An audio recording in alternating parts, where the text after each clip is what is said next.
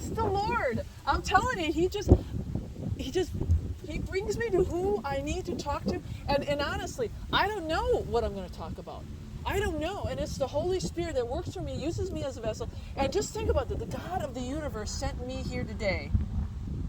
God sent me here today for you. I think so, because as I told you, I was reading, I was doing research.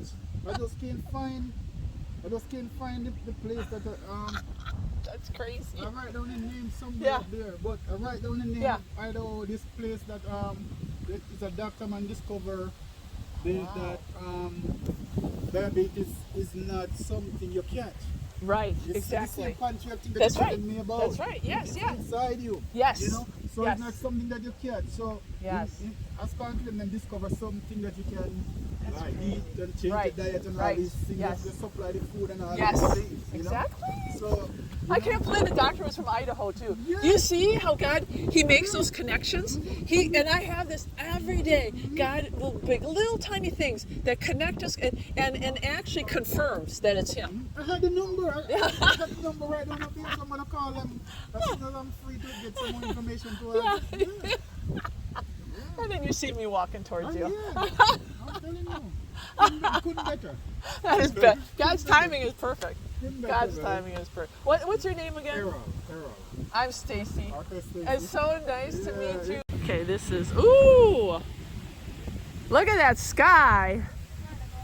Oh man, so I am here at in Florida at the preserve, and that gentleman over there, I just had a divine encounter with. His name is Arrow. He is the this is crazy. He is the guard here. And I got out of my car and I'm like, and the Lord's like, just go there. Just so I just walked right up to him. And I'm like, how you doing? I said, are you the guard? He's like, yep. I said, oh, I see you got a gun and everything. He's like, yep. And small talk. I just asked him how long he's been here. He's actually from Jamaica. I said, oh, I know missionaries from Jamaica, and my dad used to be a cop, and just awesome. So this is crazy. You're gonna love this. So here, so anyway, we just started talking. We're chit-chatting about. I know some people from Jamaica, and how long does it take to fly over there, and somehow, this is crazy, this is beyond crazy. We got on the subject of health. And he said, oh yeah, because I said I was from Idaho.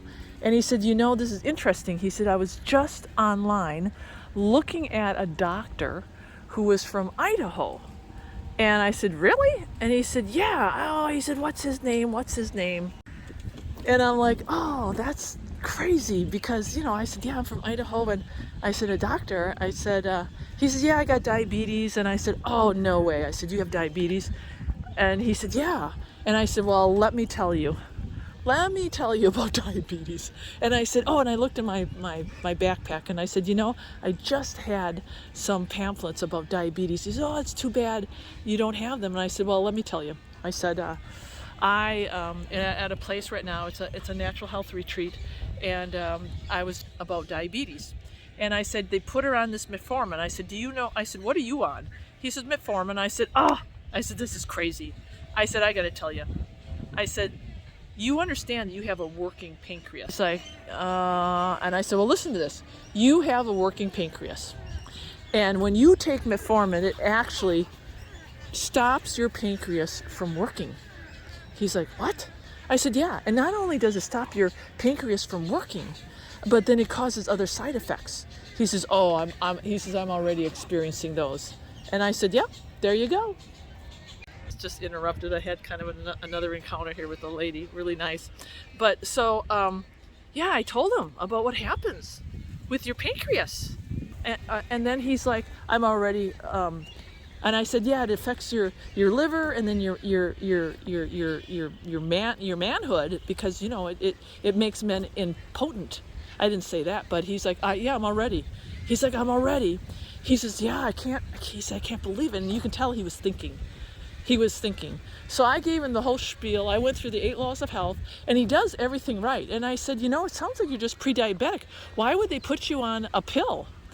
He says, I don't know. He said, I had lots, and my wife told me not to take it. And I said, well, I said, I've been a nurse for a long time. And I said, I said, you don't need it. I said, think about this. What's the worst thing that's going to happen? What's the worst thing that's going to happen to you?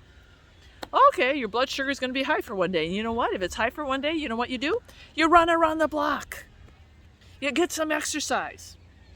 It's as simple as that. So he was beside himself, and I was beside myself. I mean, we just, and then get this, we got down to the guts of the matter, because I said, you know what? I said, I just want you to let you know that I'm a medical missionary, and I pray before I go. And I said, when I got out of the car, the Lord right away told me to come over to you. And he said, okay. He said, this is crazy. I saw you. And he said, I was on the phone doing research for diabetes when I found the guy's name I was looking for the guy's name from Idaho. I'm like, come on. He says, yeah, the guy from Idaho. I was looking. And he said, I saw you, and I put down my phone right away because I knew you were going to come over. And I'm like, that's the Holy Spirit. He says, yeah. And I said, have you ever, I said, so, and then we talked about how things are. Because, we love the Lord, and I got kind of emotional. I said, I can't help but share this. God has transformed my life, and I have to share it. And and I said, look at, and he says, yeah, look at all this. He's look at all this. How can you deny the existence of God? And I said, yeah, you're right. How can we deny that? But they do, because they don't know. But that's what the scriptures say, that there is no denying the existence because of nature, because of all of this.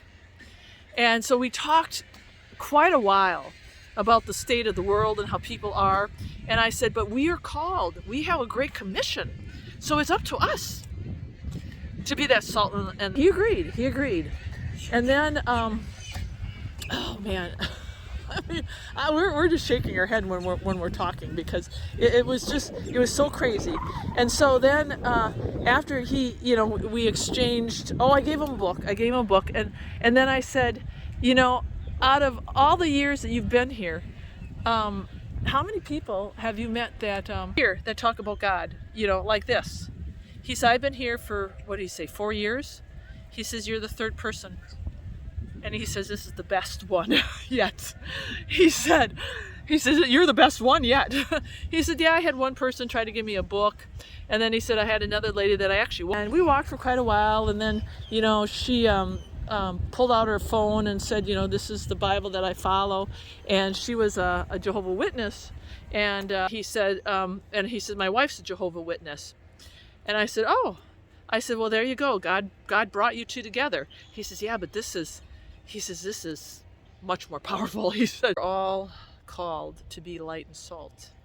Yes, even us who are broken, even us who are slipping up and are sinners and not, we're all not worthy. We're all who is righteous among us? Who is not a sinner? Who is clean? It is only through Jesus Christ